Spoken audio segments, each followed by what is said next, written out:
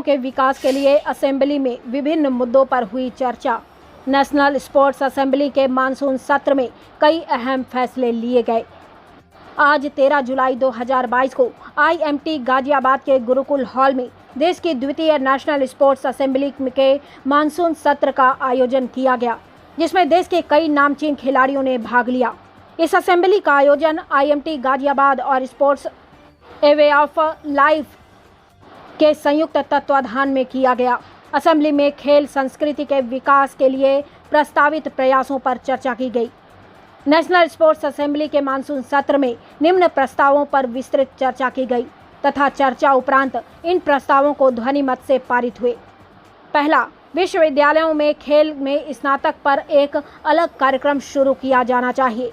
स्कूली छात्र स्कूली शिक्षा प्रणाली में खेलों पर अध्याय और पुस्तकों का अनिवार्य समावेश।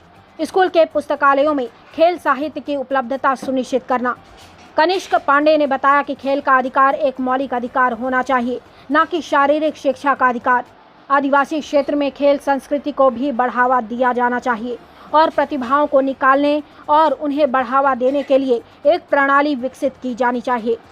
असेंबली में बोलते हुए अशोक ध्यानचंद ने इस बात पर जोर दिया कि आज के बच्चे खेल मैदान पर खेलने न जाकर मोबाइल और टीवी में अपना समय व्यतीत करते हैं। आज इनके अभिभावकों को मैं यह कहना चाहता हूं कि यूँ अपने बच्चों को मोबाइल और टीवी से दूर कर खेलने के लिए प्रेरित करें।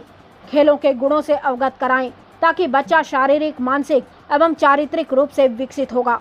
बच्चों को शुरुआती समय से ही यदि खेलों से संबंधित पाठ्य सामग्री दी जाएगी, खेलों के बारे में समझाया जाएगा, तो बच्चे अवश्य ही खेलों में बढ़ चढ़कर भागीदारी करेंगे।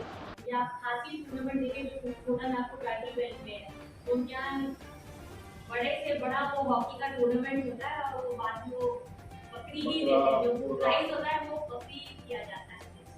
तो इस तरीके का like cinema is another game. और एक टाइम था जब मालकम ट्रेडिशनल गेम होता था, तो उसकी एशियन चैंपियनशिप भी होती थी Malcolm. So I was just thinking कि I also visited to Pola Gold Field, जहाँ पे मैंने देखा कि most of the population is Portuguese और वो मिक्स अप हो गए हैं of course with the Indians लेकिन उनका जो स्किल स्ट्रक्चर था was very well built that we can use it in school। तो इस तरीके में अगर हम लोग यूपी या we are having lot of private eastern UP में अगर आप जाएं तो पहले समय था जब वहाँ पर 400 हाइट हुआ करते थे, आज कम हो गए हैं और दो ही चीजें उनकी वो प्रैक्टिस होती थी। एक को जो गदा वदा चलाना और एक की उनको लाठी से उनको एक बार क्रॉस करना। यस, तो इसलिए क्योंकि वो रजवाड़े थे और कैसे वो किस तरीके से कार्ड को यूज किया जाता है। स्पोर्ट्स अकेडमी की आज प्रेस वार्ता थी, इसका मेन मकसद क्या है और बढ़ावा देने के लिए छात्रों के लिए क्या किया जा रहा है? देखिए, नेशनल स्पोर्ट्स असेंबली का मुख्य उद्देश्य है top sports personalities, top academicians और जो और लोग हैं जो सोसाइटी इन्फ्लुएंसर्स हैं, उनको एक कॉमन प्लेटफॉर्म पे लाया जाए। हमारी तरफ से sports research centre IMT Ghaziabad की तरफ से कुछ प्रपोजल, जो भी रिसर्च होती है, स्टडी होती है, उसके थ्रू हम कुछ प्रपोजल्स यहाँ पर प्रपोज करते हैं। उसके ऊपर डिस्कशन होता है, इंडियन पार्लियामेंट की तरह उसके ऊपर वोटिंग होती है और जो भी पारित किए जाते हैं प्रपोजल्स, उसको हम सारी राज्य सरकारों और केंद्र सरकारों को प्रेषित करते हैं उसके इम्प्लीमेंटेशन के लिए। नेशनल स्पोर्ट्स असेंबली की आज प्रेस वार्ता थी, क्या पूरा मेन मकसद क्या है?